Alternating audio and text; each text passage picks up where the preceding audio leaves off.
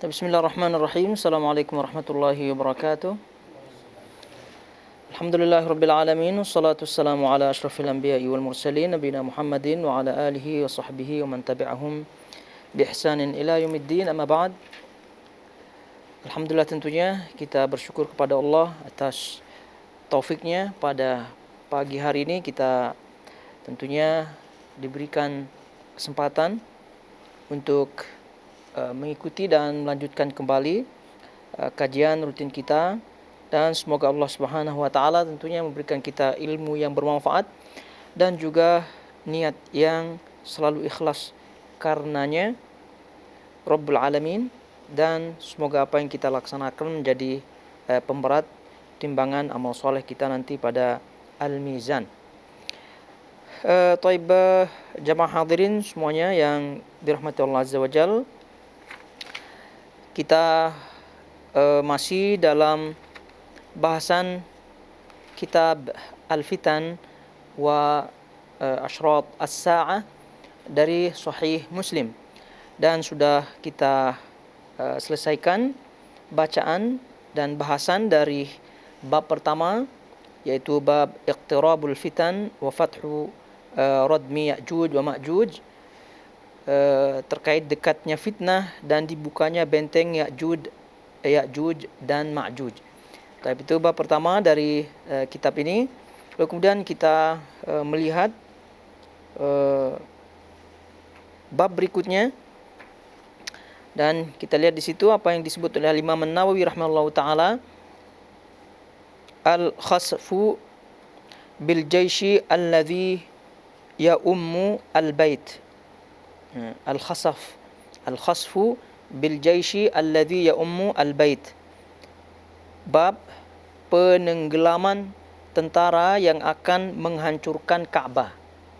Baik, ini bab yang kedua dari kitab ini, dan dalam bab ini akan disebutkan terkait hal itu. Tapi langsung saja kita menyebutkan hadisnya.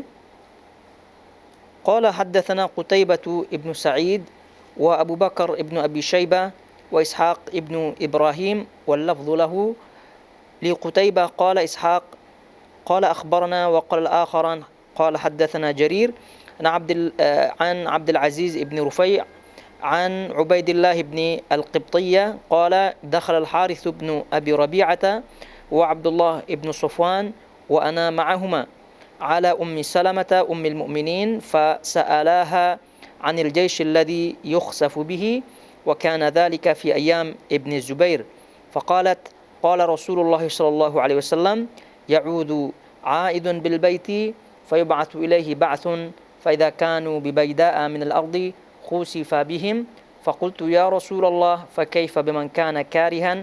قال يخسف به معهم ولكنه يبعث يوم القيامة على نيته. وقال أبو جعفر هي بيداء المدينة. قال حدثناه أحمد بن يونس قال حدثنا زهير قال حدثنا عبد العزيز بن رفيع بهذا الإسناد، وفي حديثه قال فلقيت أبا جعفر فقلت إنما قالت ببيداء من الأرض، فقال أبو جعفر كلا والله إنها لبيداء المدينة. Taib, jadi hadis-hadis yang semakna juga kita akan bacakan nanti dalam bab ini, karena sebagaimana kita pernah sebutkan, salah satu di antara kelebihan daripada Imam atau Sahih Muslim itu hadisnya terkait satu sama lainnya, artinya satu bahasan, sehingga apabila kita membahas satu hadis, maka hadis-hadis yang lain juga mirip-mirip dalam yang satu bab. Namun tentu beliau Imam Muslim juga di antara kelebihannya adalah pemilihan lafaz-lafaz.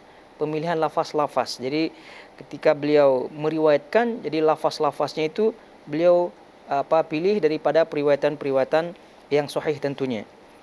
Taib. Jadi tadi kita sebutkan, sudah kita baca hadisnya dan nanti kita baca terjemahnya, dan silahkan dibuka buku yang ada di pegangan masing-masing. Nah, ini kaitannya dengan al-khasfu, yaitu penenggelaman, ya, penenggelaman. Dan penenggelaman ini, kata para ulama, ini adalah bagian daripada asyrat as-sa'ah, tanda-tanda besar al-kubra, tanda-tanda besar hari kiamat yang besar. Terkhusus yang disebutkan oleh Nabi SAW adalah nanti akan terjadi penenggelaman sebanyak 3 kali. Dan itu diriwayatkan oleh Imam Muslim juga yang lainnya. Jadi Nabi SAW bersabda daripada Hudzaifah bin Usaid radhiyallahu anhu, anna Rasulullah sallallahu alaihi wasallam qala, inna as-sa'ata lan taquma hatta tarau 10 ayat. Sesungguhnya kiamat itu tidak akan tegak sebelum kalian mendapati, melihat atau terjadinya 10 tanda-tanda besar. Di antaranya adalah wa thalathatu khusufin, khasfun bil masyriq wa khasfun bil maghrib wa khasfun bi jaziratil Arab. Di antara yang 10 itu adalah, kata beliau, 3 penenggelaman yang akan terjadi, 3 penenggelaman. Khasfun bil masyriq, 1 di arah timur, kawasan timur, wa khasfun bil maghrib, 1 penenggelaman di arah barat, kawasan barat, dan wa khasfun bi jaziratil Arab, dan penenggalan di kawasan Arab. Penenggalan di kawasan Arab. Nah, sepertinya yang disebut dalam hadis ini itu berada di kawasan Arab. Berada di kawasan Arab. Nah, perlu juga diketahui ini 3 penenggelaman besar yang menjadi tanda besar hari kiamat. Bukan berarti tidak adanya penenggelaman secara kecil-kecilan. Karena kalau kita melihat, tengok juga di video ya, tiba-tiba ada kendaraan tenggelam gitu kan. Itu memang termasuk khas juga. Itu bagian daripada penenggelaman juga. Tapi tidak termasuk penenggelaman yang menjadi tanda-tanda besar hari kiamat. Nah, lalu apa itu? Apakah tanda-tanda hari kiamat juga? Kata para ulama, ya. Tapi itu bagian daripada tanda-tanda yang kecil. Sehingga Ibnu Hajar rahimahullahu taala dalam syarahnya menyebutkan, waqad wujida al-khasfu fi mawadhi'. Terkadang terjadi penenggelaman di beberapa tempat. Walakin yuhtamal an yakuna al-murad bil khusuf al-thalatha qadran zaidan ala ma wujid. Tapi 3 penenggelaman yang disebut oleh Nabi SAW yang tadi dalam hadis sebagai tanda besar hari kiamat, itu adalah penenggelaman yang dahsyat. Penenggelaman yang dahsyat daripada yang lainnya. Nah, jadi kalau kita tengok ada penenggelaman, ada tenggelam misalnya, tiba-tiba saja tanah bukan longsor ya, tiba-tiba masuk gitu, dan itu kita tengok juga di video-video banyak ya. Itu sebagaimana kata Ibnu Hajar, itu terkadang terjadi, namun 3 yang ini itu penenggelamannya dahsyat. Penenggelamannya secara tiba-tiba mengejutkan, dahsyat. Nah, oleh karena itu apa yang disebutkan dalam bab ini adalah termasuk daripada khabar ya, berita yang disampaikan oleh Nabi SAW sebagai tanda-tanda hari kiamat. Dan kata para ulama, ini adalah belum terjadi. Taib. Kita baca terjemahnya, dan ini adalah hadis daripada Ummu Salamah ya, telah menceritakan kepada kami Jarir dari Abdul Aziz bin Rufai' dari Ubaidillah bin Al-Qibtiyah berkata, Al-Harith bin Abu Rabi'ah dan Abdullah bin Sufyan bertanya tentang tentara.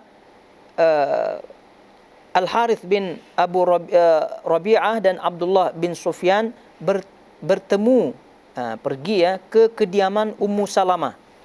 Ummu Salamah Ummul Mukminin. Aku bersama keduanya. Keduanya menjawab. Ini ceritanya bahwasanya tabi'in ya, berarti ini tabi'in Al-Harith ibn Abi Rabi'ah dan Abdullah bin Sufyan bertemu kepada atau berjumpa dengan Ummu Salamah, Ummul Mukminin. Nah, Ummu Salamah ini adalah istri Nabi SAW, Ummul Mukminin yang terakhir kali meninggal dunia. Nah, Keduanya dalam riwayat ini keduanya fasa'alaha 'anil jaish alladhi yukhsafu bihi wa kana dzalika fi ayyam Ibni Zubair. Keduanya bertanya, apa pertanyaan keduanya? Keduanya bertanya tentang tentara yang dibenamkan ke bumi, dan pada saat itu terjadi di masa Ibnu Zubair. Nah, ini masuk akal pertanyaan mereka, karena pada waktu itu kita ketahui bahwa terjadi fitnah antara Ibnu Zubair atau Abdullah bin Zubair dengan khilafah, atau yang pada waktu itu adalah Yazid bin Muawiyah, lalu kemudian Marwan, lalu kemudian Abdul Malik bin Marwan. Nah, ini sepertinya di masa-masa akhir Abdullah bin Zubair, pada masa Abdul Malik bin Marwan. Karena Abdullah bin Zubair radhiyallahu taala anhu meninggal dunia tahun 73 Hijriah. Dan kisahnya sangat ma'ruf sekali ya di tarikh, bahwasanya sepeninggalan Muawiyah bin Abi Sufyan. Kita tahu Muawiyah bin Abi Sufyan adalah khalifah kaum muslimin, ya diangkat menjadi khalifah setelah Al-Husain bin Ali radhiyallahu taala anhu meninggalkan atau menyerahkan kekuasaannya kepada Muawiyah bin Abi Sufyan. Dan dari situlah mulai dibangunnya dinasti Umayyah. Bahasa kita dinasti Umayyah, karena setelah beliau itu yang dipimpin, yang menjadi khalifah adalah anak keturunan beliau selama 90 lebih tahun. Nah, kisah ringkasnya tentunya setelah Muawiyah bin Abi Sufyan meninggal dunia tahun 60 Hijriah. Nah, itu hiruk pikuk siapa penggantinya. Jadi orang-orang di kawasan Syam ya tentu membaiat anak daripada Muawiyah bin Abi Sufyan.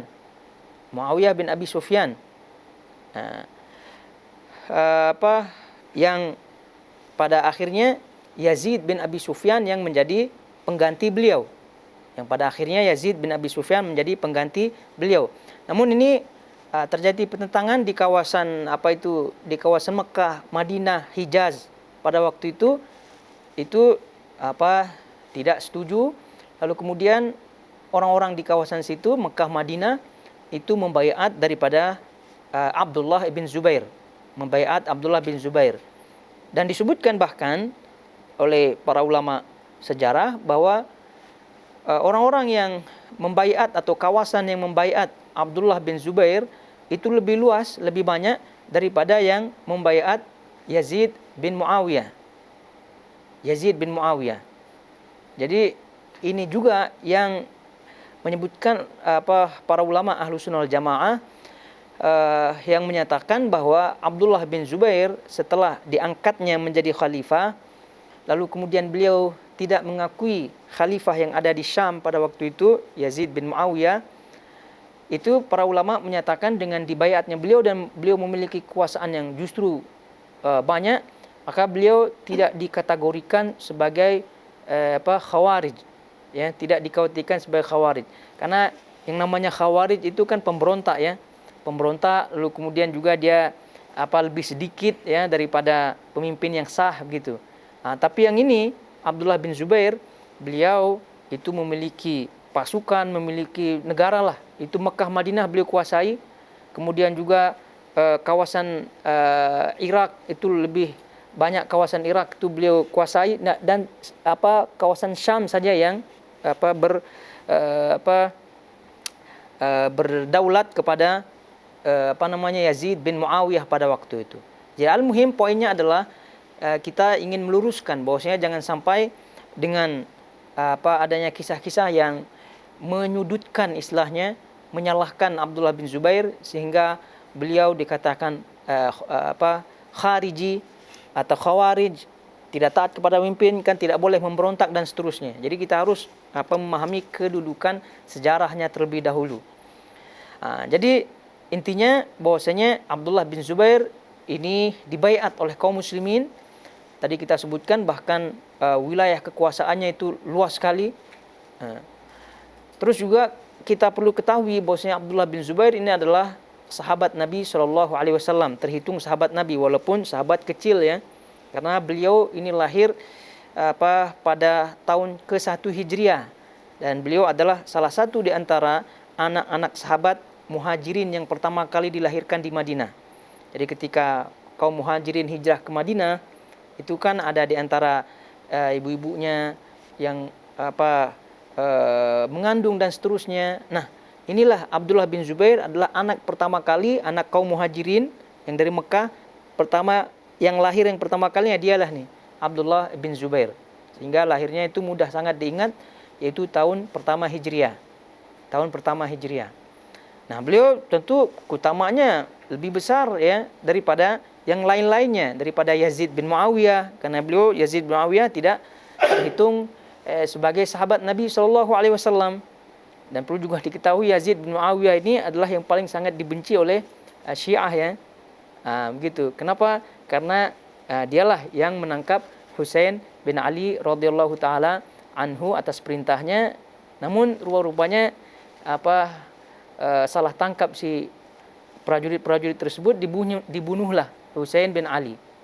Nah, karena Husain bin Ali adalah salah satu di antara yang tidak setuju dengan pemimpinan Yazid bin Muawiyah. Ala kulli hal, ini adalah kisah-kisah, namun diingatkan oleh para ulama ketika kisah itu berkaitan dengan sahabat. Ya, tadi ini kan berkaitan dengan Abdullah bin Zubair, berkaitan dengan Husain bin Ali. Itu harus betul-betul hati-hati dibaca.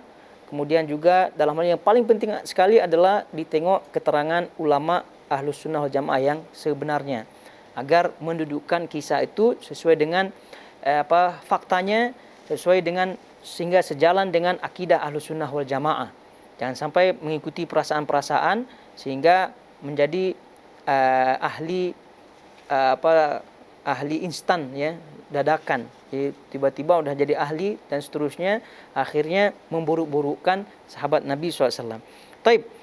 Jadi kalau kita melihat di sini, dua tabi'in yang tadi kita sebutkan, Al-Harith ibn Rabi'ah dan Abdullah bin Sufyan, bertemu dengan Ummu Salamah dan bertanya kepada beliau tentang tentara yang dibenamkan ke bumi, Al-Khasfu tadi kita sebutkan, dan itu terjadi di masa Ibnu Zubair. Beliau bertanya ini masuk akal tadi kita sebutkan, karena di zaman ini Abdullah bin Zubair itu masih diperangi oleh Yazid bin Muawiyah ya, diperangi oleh Yazid bin Muawiyah. Sampai sepeninggalnya Yazid pun masih juga diperangi ya, masih juga diperangi gitu oleh Abdul Malik bin Marwan dan seterusnya.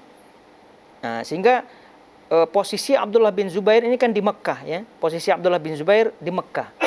Nah, Jaish atau askar atau tentara yang disebutkan oleh Nabi SAW yang akan ditenggelamkan oleh Allah Subhanahu wa taala, itu kan posisinya nanti kan akan menuju Mekkah. Sehingga wajar yang bertanya ini ke situ feelingnya gitu kan. Nah, jangan-jangan ini pasukan Yazid bin Muawiyah gitu kan yang dimaksud oleh Nabi SAW. Jangan-jangan pasukan yang akan menangkap atau mengalahkan atau menghancurkan Abdullah bin Zubair yang dimaksud. Nah, oleh itu juga terkait dengan periwayatan hal ini, para ulama berselisih ya. Namun yang sahih tentunya kisah ini benar, karena ada yang menyebutkan bahwasanya kisah ini memiliki muskilah ya, karena ada pendapat yang menyatakan bahwasanya Ummu Salamah itu meninggal dunia sebelum Muawiyah bin Abi Sufyan, sebelum ayah atau bapak daripada Yazid bin Muawiyah.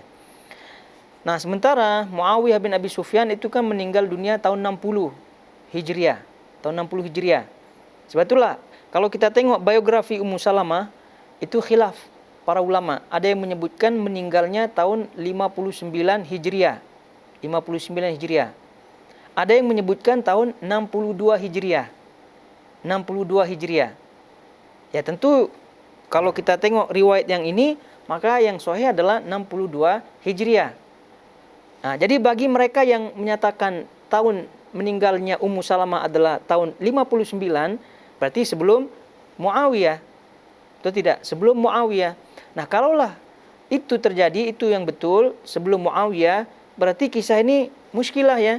Bagaimana mungkin dua orang tabi'in ini bertemu dengan Ummu Salamah, dan kisahnya ini ketika Ibnu Zubair. Betul tidak? Ketika Ibnu Zubair. Sementara Ibnu Zubair ini muncul setelah Muawiyah. Setelah Muawiyah. Nah, jadi waktu itu para ulama menyatakan ternyata khilaf ya, meninggalnya Ummu Salamah. Jadi yang betul adalah 62 Hijriah. Kalau udah 62 Hijriah, berarti setelah meninggalnya Muawiyah bin Abi Sufyan. Maknanya pada waktu pemimpin atau khalifah pada waktu itu dari Muawiyah atau dari Umayyah adalah Yazid bin Muawiyah.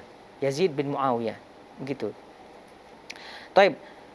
Jadi tidak ada muskilah lagi, dan ini dijawab juga oleh Al-Imam An-Nawawi rahimahullahu taala. Kata beliau, aku bersama keduanya bertanya tentang tentara yang dibenamkan ke bumi, dan itu terjadi di masa Ibnu Zubair. Jadi masa Ibnu Zubair, Ibnu Zubair atau Abdullah bin Zubair radhiyallahu ta'ala anhu tadi kita sebutkan dibaiat oleh kaum muslimin di kawasan Hijaz, Mekah, Madinah, kemudian sebagian Irak dan seterusnya. Tadi kita sebutkan bahkan wilayahnya itu boleh disebut lebih luas daripada wilayah Yazid bin Muawiyah tadi kita sebutkan. Dan ini disebut juga dalam sejarah adalah khilafatu Abdullah bin Zubair. Jadi sampai dikenal bahwasanya beliau adalah khalifah. Jadi Abdullah bin Zubair dikenal sebagai khalifah. Nah, jadi masa khilafah Abdullah bin Zubair. Dan itu khilafah beliau disebutkan oleh para ahli sejarah sepanjang 9 tahun. Itu lumayan. Sepanjang 9 tahun. Sehingga balik tadi kita sebutkan, keliru kalau ada orang yang menuduh Abdullah bin Zubair ini sebagai pemberontak ya, keliru. Karena yang namanya pemberontak ya pasti lebih kecil daripada yang diberontakkan, itu tidak. Ini justru kebalikannya, dia yang besar, yang dibesar.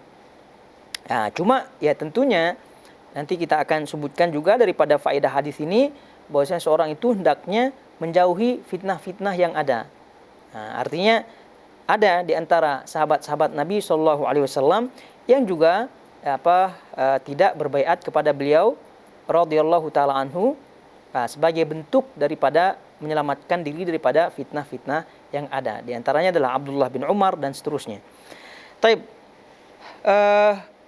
Ia menjawab, yaitu Rasulullah SAW menjawab. Rasulullah SAW bersabda,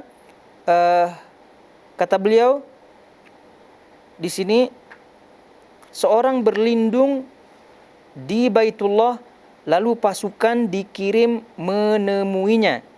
Mereka berada di salah satu padang pasir, lalu mereka dibenamkan. Jadi qala Rasulullah SAW, ya'udhu 'aidun bil baiti fayub'atsu ilaihi ba'thun fa idza kanu bi baida'a minal ardi khusifa bihim.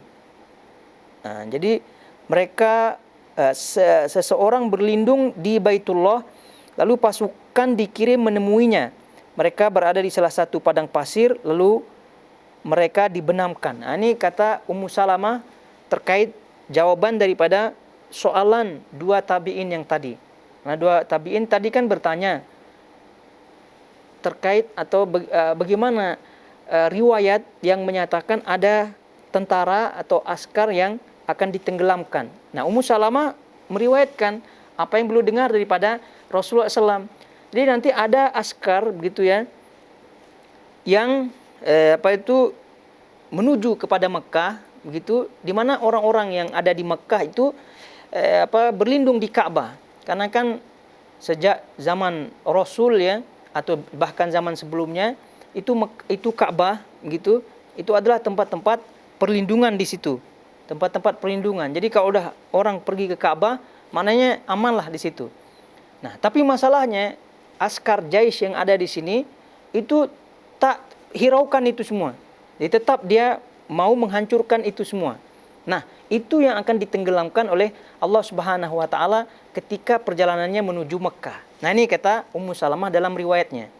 Namun ya tentu, apakah askar atau tentara yang dimaksud dalam riwayat ini adalah tentara Yazid atau yang lainnya pada masa Ibnu Zubair, apakah tidak? Itu wallahu ta'ala alam. Ya, kalau kita tengok fakta ternyata tidak ya. Buktinya pada tahun 73 Hijriah yang tadi kita sebutkan, pada masa Abdul Malik bin Marwan, karena itu setelah meninggal Yazid bin Muawiyah, itu pada masa Abdul Malik bin Marwan, itu kan Abdul Malik mengirim Hajjaj bin Yusuf, itu tidak? Hajjaj bin Yusuf mengirim. Jadi gubernurnya yang di Kufah pada waktu itu dikirimnya, dan itu sangat bengis ya. Kita tahu bersama Hajjaj bin Yusuf, itu dengan pasukan penuh menuju Mekah, sampai Ka'bah sudah tidak ada harganya lah. Jadinya begitu, hancur-hancuran di situ. Itu sampai demikian pun tidak terjadi khasaf yang diriwayatkan di sini. Maknanya bukan itu yang dimaksud. Berarti ini belum terjadi. Tapi akan terjadi apa tidak? Pasti. Karena ini adalah apa yang disebut oleh Nabi SAW. Dan terkait tadi kita sebutkan di awal riwayatnya, bahwa Nabi SAW juga menyebutkan sebelum hari kiamat tegak, itu akan ada 10 tanda besar. Ya, salah satunya adalah 3 penenggelaman di timur, di barat, dan juga berada di kawasan Arab. Nah, di kawasan Arab ini kira-kira inilah. Namun wallahu ta'ala alam. Itu bila terjadi, kapan terjadi, itu kita tidak mengetahui. Tapi kalau kita tengok di sini hadisnya, lafaz hadisnya kita baca ya. Qala Abu Ja'far fayub'atu ilahi ba'thun fa idza kanu bi bayda'a minal ardi. Ditengok di situ, fa idza kanu bi bayda'a minal ardi khusifa bihim. Jadi seorang berlindung di Baitullah, lalu pasukan dikirim menemuinya. Ini tadi askar tadi, mereka berada di salah satu padang pasir. Jadi baida di situ. Fa idza kanu bi baida, diperhatikan itu. Fa idza kanu bi baida'a minal ardi. Si baida disebut di sini kan sifatnya adalah nakirah ya, tidak disebut padang pasir yang mana satu. Sehingga ikhtilaf di kalangan para ulama, namun perawinya di sini menyebutkan bahwasanya padang pasir yang dimaksud di sini adalah padang pasir yang mengarah ke Mekah tentunya ya, tapi dekat dengan Madinah, Ada yang menyebutkan setelah mikot Nabi SAW, yang menghadap atau yang setelah mikot yang ada di Madinah, kan itu mikotnya Dzulhulaifah ya, Abyar Ali. Itu setelahnya itu, ya tentu kalau sekarang bukan padang pasir lah mungkin ya, mungkin sudah bangun-bangunan lah ya pada masa waktu itu. Tapi ya karena ini akan terjadi, kalaupun itu ya nanti ya di kemudian hari, wallahu alam, itu semua akan menjadi padang pasir lagi, wallahu alam. Tapi yang jelas perawi menyatakan padang pasir yang dimaksud adalah padang pasir yang mengarah ke Mekah, dekat dengan Madinah setelah mikotnya itu. Ada juga yang menyatakan karena ini baida disebutkan atau padang pasir ini disebutkan secara umum, maka ada yang berpendapat bahwa itu berada di luar Madinah, namun tetap arahnya ke Mekah, dekat dengan Mekah, tapi jauh daripada Madinah. Yang penting itu adalah sohro atau padang pasir. Jadi ini juga ya baida.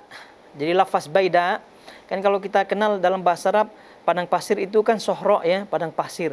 Tapi di sini dibahasakan baida. Jadi bahasa baida ini, baida maknanya adalah pembasmi ya. Pembasmi bahasanya, pembasmi, baida. Sebetulnya kalau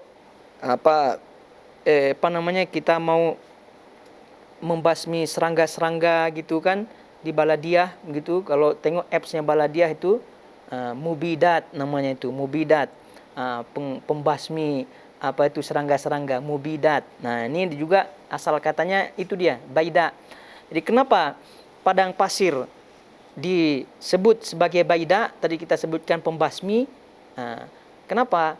Karena orang-orang yang sudah masuk ke padang pasir itu ibaratnya sudah hilang dah. Karena tabiat daripada padang pasir kita ketahui, kalau udah kita berada di tengah-tengah itu tidak ada ujungnya. Kalau udah bekal dah habis, dah selesai masalah. Selesai dah di situ. Maka ya habislah kita di situ. Meninggallah di situ. Dan ini masih banyak ya padang pasir baida yang ada di negeri Arab ini yang kita tahu maupun tidak tahu, yang itu sangat berbahaya. Sinyal pun tidak masuk di situ. Maka wajar dibahasakan sebagai baida di situ. Itulah dia bibaida'a minal ardi. Khusifa bihim, maka mereka akan ditenggelamkan. Kemudian perawi menyatakan qala Abu Ja'far hiya baida'ul Madinah. Jadi Abu Ja'far mengatakan baida yang dimaksud di sini adalah baida al-Madinah. Jadi tanah lapang, maksudnya padang pasir itu maksudnya adalah padang pasir Madinah, maksudnya dekat dengan Madinah. Tadi kita sebutkan setelah miqat. Karena di zaman dahulu kalau kita tengok masih ya bentuknya padang pasir ya.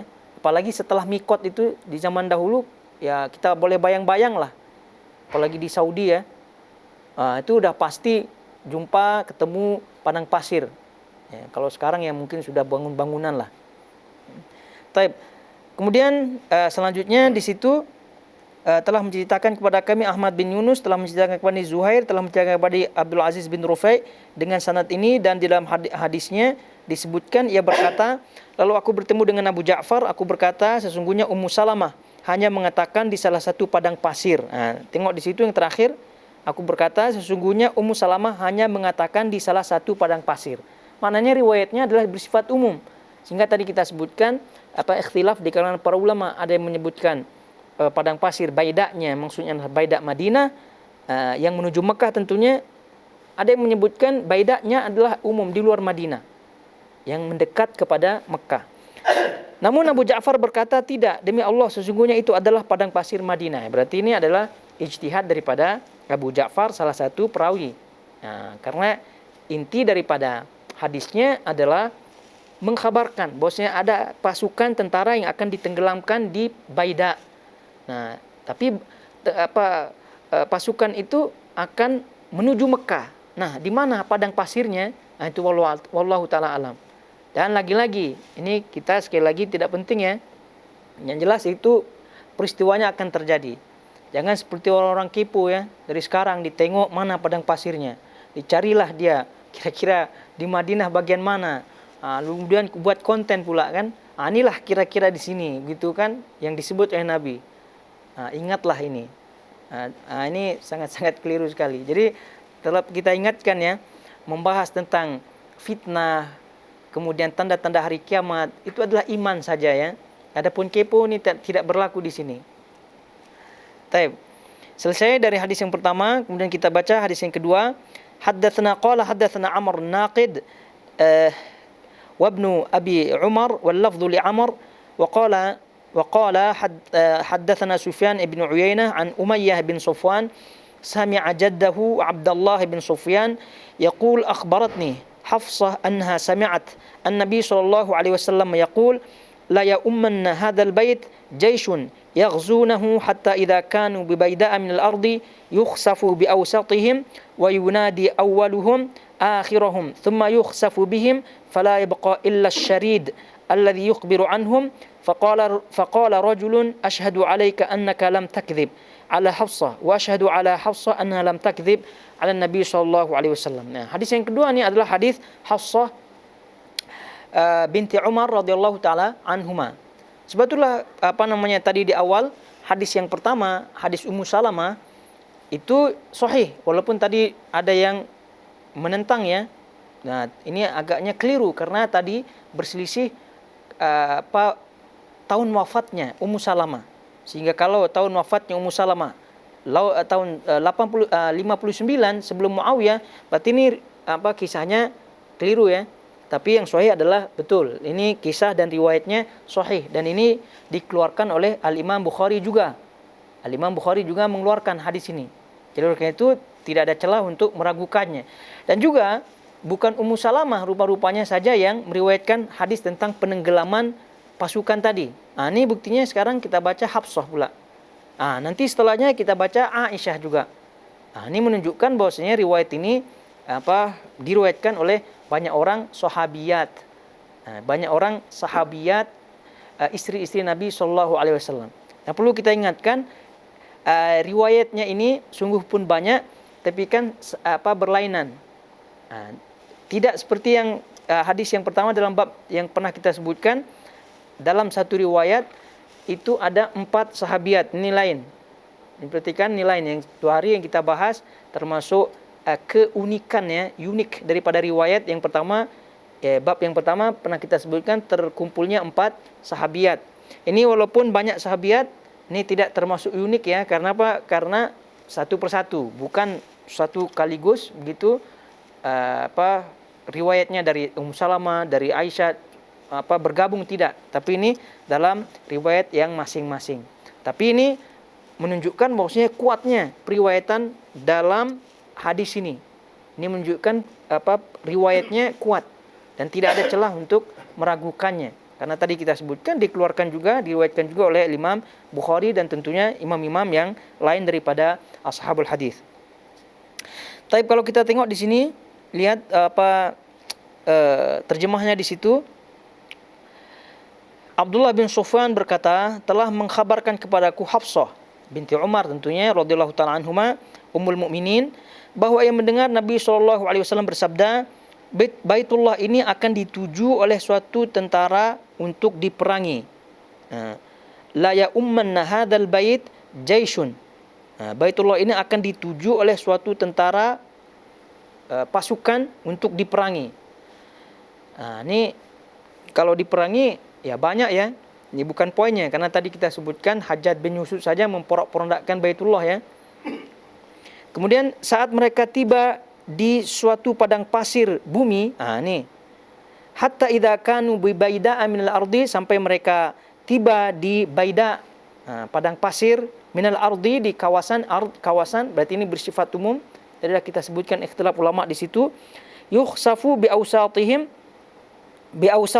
mereka dibenamkan di bagian tengah-tengahnya. Wa yunadi awwaluhum akhirahum, bagian depan memanggil bagian belakang, lalu mereka semua dibenamkan. Ini kita boleh bayangkan ya, karena pasukannya besar, yang ditenggelamkan terlebih dahulu adalah yang paling tengah, ya pastilah yang ujung sana teriak-teriak gitu kan. Ujung sana teriak-teriak juga, tapi rupanya teriakannya tidak berpengaruh. Rupanya semuanya ditenggelamkan. Ini maknanya boleh kita gambarkan walaupun tidak secara hakikat ya, kedahsyatan penenggelamannya. Dahsyat luar biasa. Sebab itu tadi di awal kita sebutkan ucapan Ibnu Hajar rahimahullahu taala, boleh jadi banyak tenggelam di berbagai tempat ya, tapi yang dimaksud sebagai tanda besar hari kiamat ini adalah penenggelaman yang dahsyat. Ini contohnya, ditenggelamkan di tengah, yang di ujung sana berteriak begitu kan, agar mungkin yang lain itu selamat. Rupanya saling-saling teriak, sudah tenggelam semuanya. Dan kita bayangkan nih pasukan, berarti ini memanjang begitu, pasukan memanjang. Dan kalau kita tengok juga ini sepertinya bukan ada kendaraan-kendaraan ya, kendaraan-kendaraan yang seperti sekarang.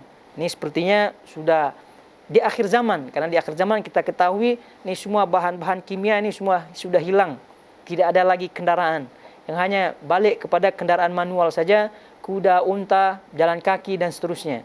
Dan ini pun telah disebutkan dalam hadis-hadis yang ada. Kemudian tidak ada yang tersisa selain seseorang yang melepaskan diri yang mengkhabarkan tentang mereka. Dilihat lafaznya, yunadi awwaluhum akhirahum thumma yukhsafu bihim. Lalu mereka semua ditenggelamkan. Fala yabqa illa syarid.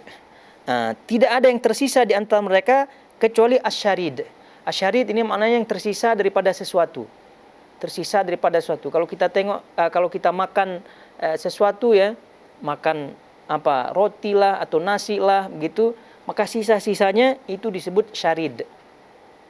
Jadi kalau kita sebut itu asyarid minat ta'am, sisa-sisa daripada makanan. Kalau kita dah makan semuanya, ada sisa begitu sedikit, itu namanya syarid. Itu juga yang disebut oleh Nabi SAW di sini, semua ditenggelamkan kecuali syarid saja. Maknanya syarid ini sangat sedikit ya, mungkin 1-2 orang begitu. Fungsinya apa? Bukan karena mereka selamat, tidak, tapi hikmahnya adalah agar orang ini yang menghabarkan ada pasukan yang ditenggelamkan gitu maksudnya. Itu dia. Ya, ini juga membuktikan bahwasanya di akhir zaman bahwa hal-hal yang bersifat seperti yang sekarang ya, yang modern dan seterusnya, daripada internet, alat komunikasi dan seterusnya, itu sudah tidak ada lagi, balik kepada manual. Sehingga inilah yang mengkhabarkan. Itu pun bukan karena diselamatkan ya, bukan karena selamat, karena memang Allah sengaja membiarkan dia hidup gitu, agar memberitahukan orang-orang di luar sana bahwasanya ini pasukan ditenggelamkan gitu. Bahwasanya ada pernah peristiwa yang dahsyat sekali yang menimpa pasukan ini. Nah, sehingga orang itu pun sadar. Maksudnya bahwasanya ini adalah peristiwa besar. Taib, seseorang tidak ada yang tersisa selain seseorang yang melepaskan diri yang mengkhabarkan tentang mereka. Maksudnya ini sisa ya. Untuk apa? Untuk mengkhabarkan tentang mereka. Tadi kita sebutkan. Seseorang berkata, maksudnya perawinya mengatakan, nah ini setelah faqala rajulun asyhadu alaika annaka lam takdzib ala Hafsah. Aku bersaksi padamu bahwa kamu tidak berdusta atas nama Hafsah. Maknanya kamu ini thiqah ya. Riwayatnya thiqah, riwayatnya terpercaya. Dan aku bersaksi juga bahwasanya Hafsah tidak berdusta atas Nabi sallallahu alaihi wasallam. Nah, ini bahasa penegasan saja bahwasanya riwayat ini adalah riwayat yang sahihah. Baik.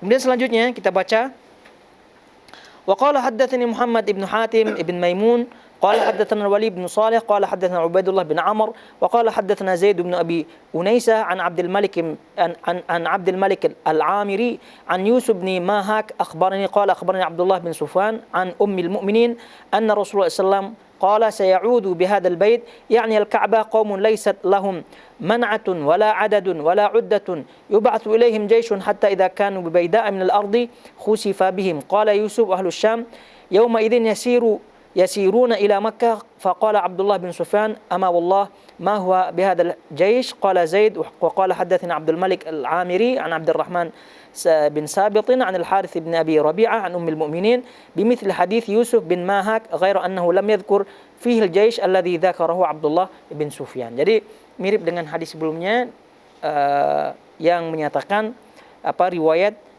yang menyebutkan bahwasanya pasukan itu akan ditenggelamkan. Namun kita baca saja terjemahnya secara cepat di sini.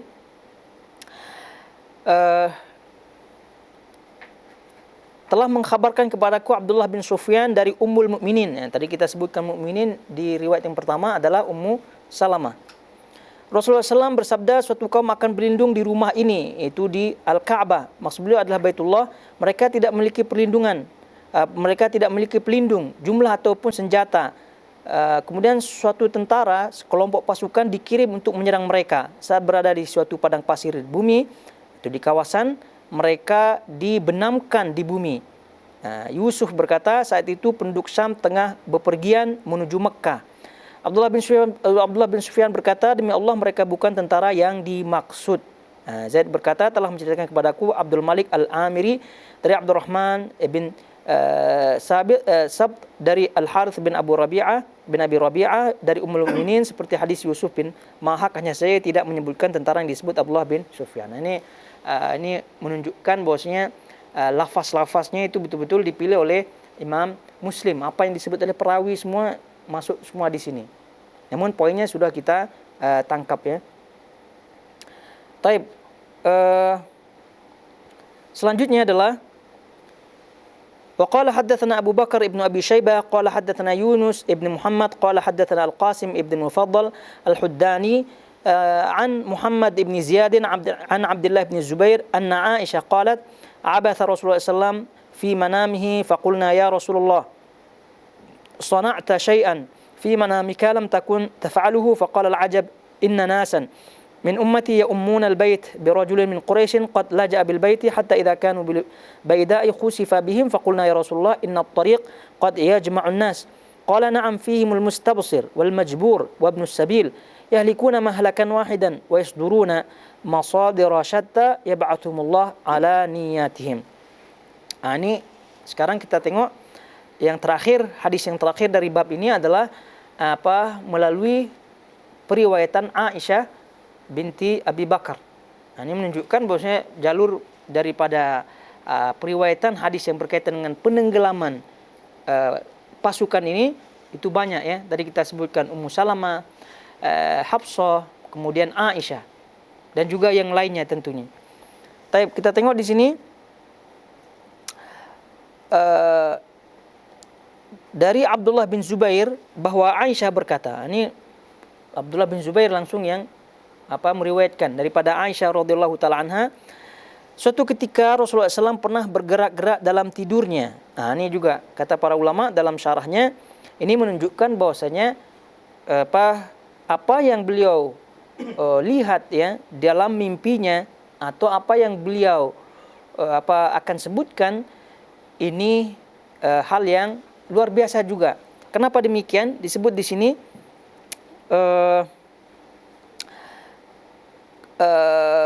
qalat abatha Rasulullah. Aisyah menyebutkan abatha. Jadi Rasulullah SAW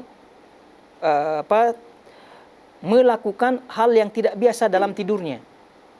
Hal yang tidak biasa. Jadi kalau kebiasaan Rasulullah SAW tidur itu tenang, gitu kan, tenang begitu, tidak bergerak gitu. Ini abatha, maknanya tangan beliau bergerak-gerak seolah-olah ingin mengambil sesuatu. Itu maknanya abatha, memainkan sesuatu, ingin mengambil sesuatu dengan tangannya. Sehingga Aisyah pun terheran-heran begitu. Ini di luar kebiasaan daripada Rasulullah SAW. Apa kira-kira apa penyebabnya? Sebab itulah Nabi SAW menyebutkan faqala al-ajab. Jadi Nabi SAW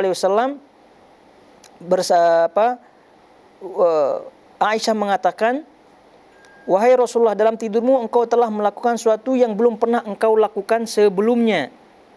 Jadi ini tadi kita sebutkan di luar daripada kebiasaan Rasulullah SAW. Beliau bersabda, Nabi SAW bersabda,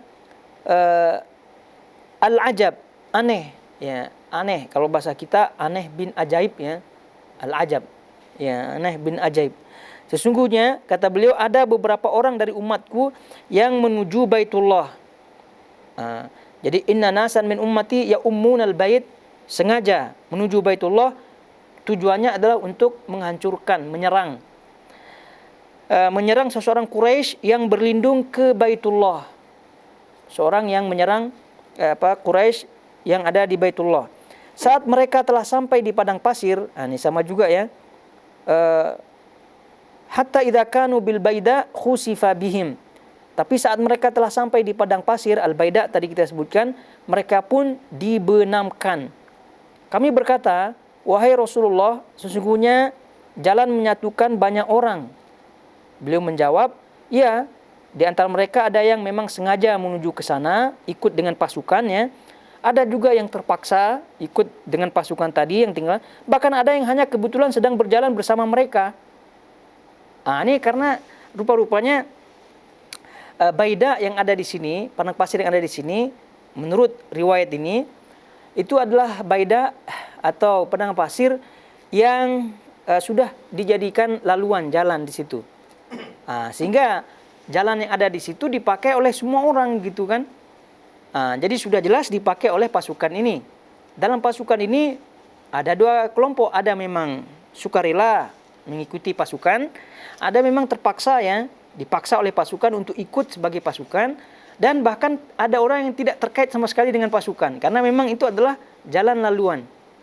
Itu bagaimana nasibnya? Kira-kira demikianlah pertanyaan Aisyah. Nabi SAW, ya, di antara mereka ada yang memang sengaja menuju ke sana, ada yang terpaksa, bahkan ada yang hanya kebetulan sedang berjalan bersama mereka. Mereka, kata Nabi SAW, mereka semua dibinasakan sekaligus. Tak tengok, udah lagi tidak ada tidak dipilih-pilih lagi, tidak pilih lagi. Semua dibinasakan. Akan tetapi mereka dibangkitkan, kata Nabi SAW, dengan cara yang berbeda-beda, dengan cara yang lain-lain, bermacam-macam. Allah membangkitkan mereka semua sesuai dengan niat mereka masing-masing. Sesuai dengan niat mereka masing-masing. Jadi ya, kalau yang sukarela ikut pasukan ya jelaslah ya, dibangkitkan nanti oleh Allah Subhanahu wa taala ya dengan niat menghancurkan Baitullah. Berarti ini udah tidak tidak selamat. Ada yang terpaksa, ya hukumnya terpaksa, berarti kan tidak ada masalah. Ada yang memang untuk berjalan lalu di situ ya apalagi ini. Jadi tidak berniat untuk menghancurkan Ka'bah. Namun kata para ulama, dalam mensyarah hadis ini, ya tentu kita jangan merasa selamat ya. Karena kita mungkin ada orang berpikir, ya belum tentu kita lewat di situ kan. Ya, mustahil juga kita pergi ke situ, ke Sahro gitu, ke Baida di situ untuk jalan-jalan. Kemudian ya jauhlah kita di situ dari peristiwa ini. Itu pemikiran yang salah. Pemikiran yang salah. Jadi kata para ulama, diambil faedah daripada hadis ini bahwa pertama hendaknya seorang muslim itu selalu dalam kehidupannya menjaga niatnya. Karena yang namanya kematian itu tiba-tiba. Ya jangan tunggu ditenggelamkan gitu kan. Karena yang namanya maut sebagaimana kita ketahui bersama itu datang tiba-tiba. Kemudian di tempat yang kita juga tidak mengetahuinya. Kita juga dalam keadaan yang wallahu ta'ala alam. Sehingga apabila kita senantiasa menjaga niat kita gitu, maka insyaallah ta'ala kita selalu menjaga diri. Dan apabila Allah Subhanahu wa ta'ala mematikan kita dalam keadaan niat yang baik, maka insyaallah kita akan dibangkitkan dengan niat yang baik. Juga kita mengingat-ingat lagi bahwasanya Allah Subhanahu wa ta'ala itu akan mematikan dan membangkitkan seorang sesuai dengan hobinya begitu kan, sesuai dengan hobinya. Dan ini bukti gitu kan, banyak di antara hobi-hobi yang ekstrim-ekstrim mati juga dengan hobinya. Memanjat yang tinggi-tinggi rupanya jatuh juga dia. Itulah hobinya. Dan seterusnya. Oleh karena itu juga berkaitan. Jadi betul-betul menjaga niat lillahi ta'ala. Dan tentunya niat itu kemudian selanjutnya dari faedah ini adalah kita berusaha begitu ya, berusaha kumpul dengan bersama orang-orang atau komunitas ya, community orang-orang yang sepemikiran, ingin mendapatkan kebaikan. Itu dia.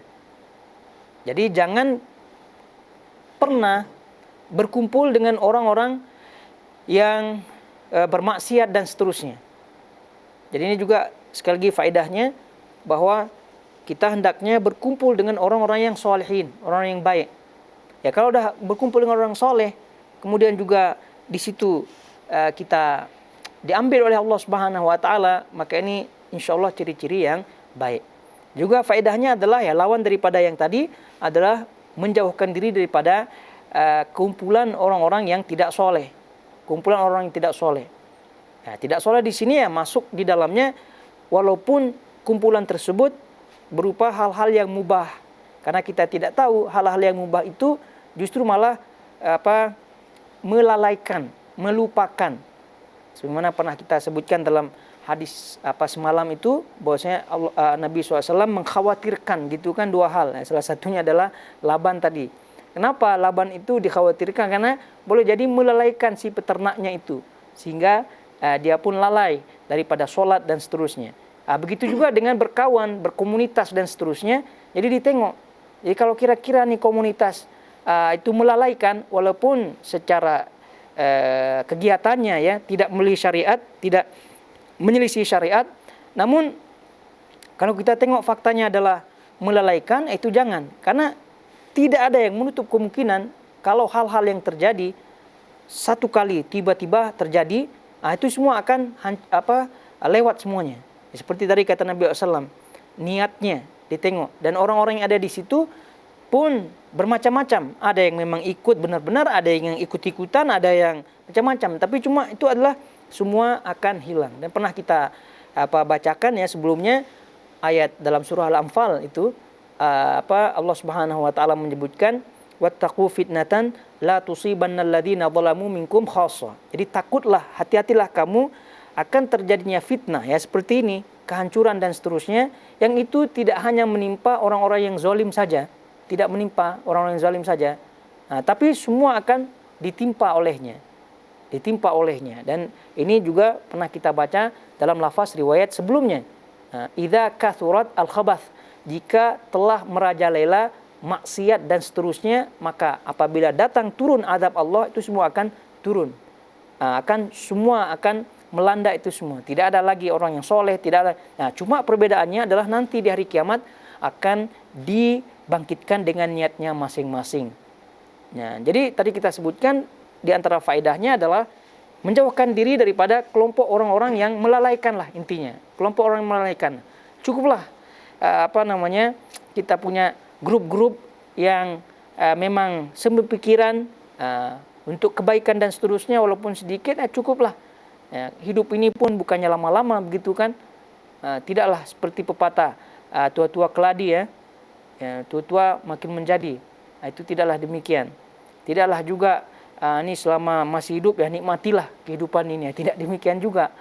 Karena yang kita akan panjang sekali nikmati adalah setelah kehidupan ini. Jadi itu pilih-pilah itu harus menjadi prinsip kita dalam kehidupan ini. Terus kemudian selanjutnya faedahnya adalah menjauhi fitnah yang ada, baik langsung maupun secara tidak langsung. Fitnah yang ada. Jadi fitnah yang ada kembali kepada syubhat masuk di situ fitnah, syubhat masuk. Kemudian juga langsung maupun tidak langsung tadi kita sebutkan sumber-sumber fitnah, baik langsung. Maksudnya yang di luar dunia maya, karena kita kan dunia kita nih selalu sekarang nih kita sebut dunia maya dan dunia nyata Dunia nyata nih yang langsung. Jadi kita harus hindari itu sumber-sumber fitnahnya. Mana nih sumber-sumber syubhat? Kira-kira mana nih orang ini manhajnya apa nih?